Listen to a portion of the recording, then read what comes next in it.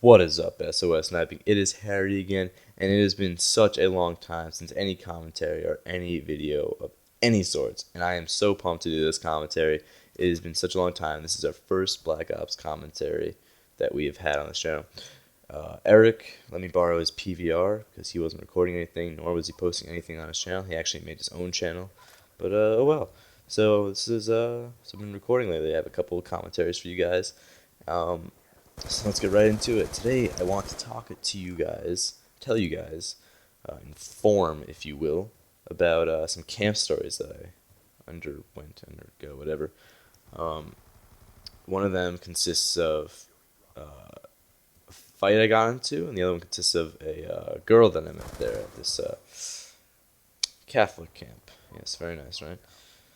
So let's get right into it. I'll be telling the first story in the first round of this domination game, and the second in the second part of the domination game. By the way, I have no idea how I did in this game, so I apologize if it's bad. I hope you guys like the commentary, though. Let's get into it. So this first story consists of a fight that I got into at this camp. So for a while, I think it was my 6th year going to this camp. I went every single year with my cousin, and it was great. I had a wonderful time. But anyway, back to the story. I heard these kids one year that I went, and their entire cabin hated me because I was an atheist. And yeah, I know it's kind of weird being an atheist going to a Catholic camp. Fuck it, I don't give a shit. Fuck that. I had a great time there. So these kids, they would pick on me because I was an atheist, which is not really, they can't really insult me. They can't be like, oh, that kid, he doesn't believe in God. Just, oh, damn, ruined my day. But, so they tried really hard to, insult me, but it didn't really work. Anyway, I keep getting off. They talked about how they wanted to beat me up all the time, and finally one day they kind of tried to. I was sitting at a picnic table during our free period, and the three guys walked up to me. My cousin and I were just sitting there drinking water peacefully, and a couple of guys, about 15, 20 guys came up. With them, just kind of following them, seeing what was going on, because they knew they were going to try and beat me up one day. So they came. They started harassing me, my cousin and I, about how I was an atheist. My cousin was just being kind of a pussy. He's like, okay, leave me alone. Don't hurt me. You can hurt him. I don't care. But it's kind of what my cousin sounds like. Not gonna lie.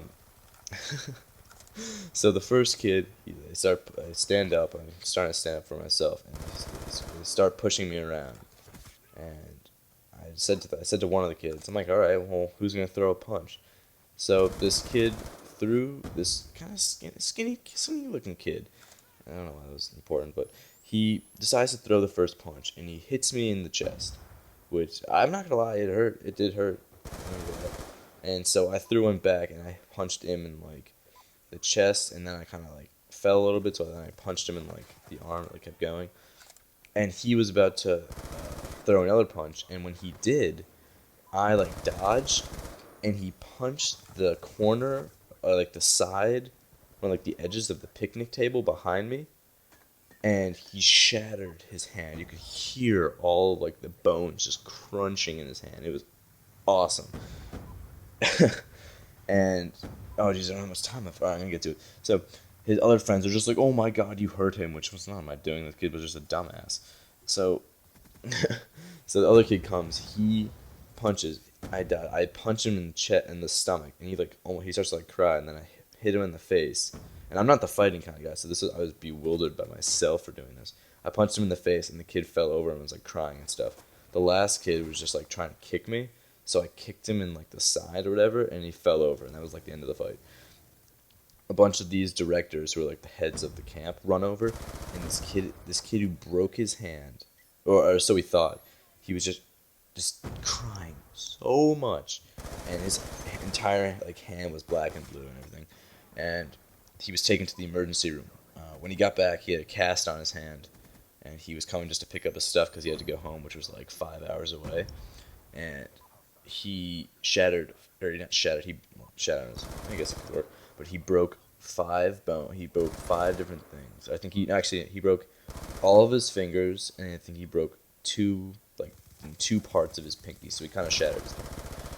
And yeah, I thought that was just like a crazy story because, I mean, atheism for the win, right, guys? I mean, it's awesome. We don't give a shit. It's great. Just do what you want.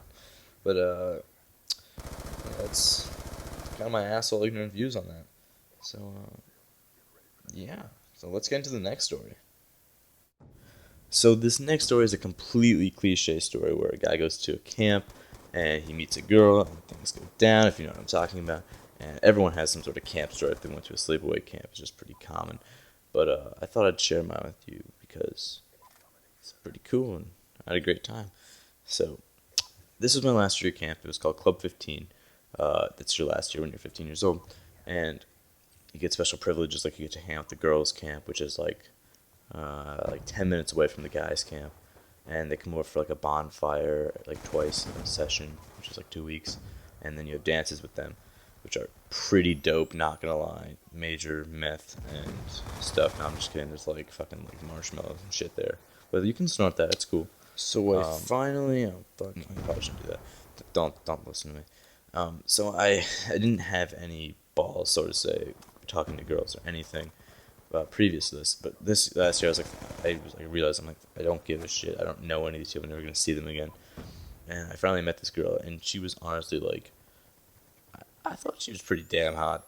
My eyes, she was pretty damn hot. A couple of my friends thought so, my cousin thought so, which was good, and she liked me back. So we had the first dance, and the next dance was a dance, and afterwards it was fireworks because it was the 4th of July. It was like the 3rd of July, but whatever. And so we were watching the fireworks, and like it slowly just happened. Like we were just sitting there talking. I had my arm around her, and it just kind of happened. And it was like my second kiss ever. So I was like really damn nervous for some reason. And we hooked up for like 10 seconds, and it was like, I think it was like, I don't even know. It was just amazing to me that I don't even fucking know. It was just amazing. It's funny talking about that, watching the fireworks and everything, and grand finale. And it was great. And then it finally ended. I had to walk back to my like cabin. I remember walking with her, and then we went behind my cabin. We started hooking up again, and then our counselors like caught us, and they were like, "Well, that's kind of chill, but like you're not allowed to do that." So then she left. She had to go on like her bus back to the camp. We were kind of sad, but I got her number, so we were texting, which is not really what you're supposed to do at a sleepaway camp. That's out in the wilderness, but we did it anyway. And I kept saying, "And it sounds like a fucking lecture in school." Jesus, I'm sorry, guys. And the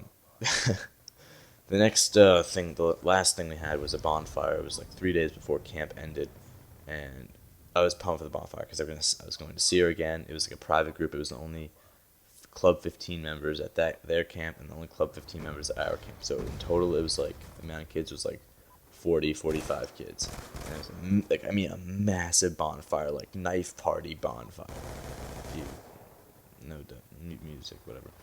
And so there was like a small like house that like a little shed where they kept like a well-kept shed. Let me just say that. And at first, it looked like it was like just built, and they kept like shovels in there and just like random stuff like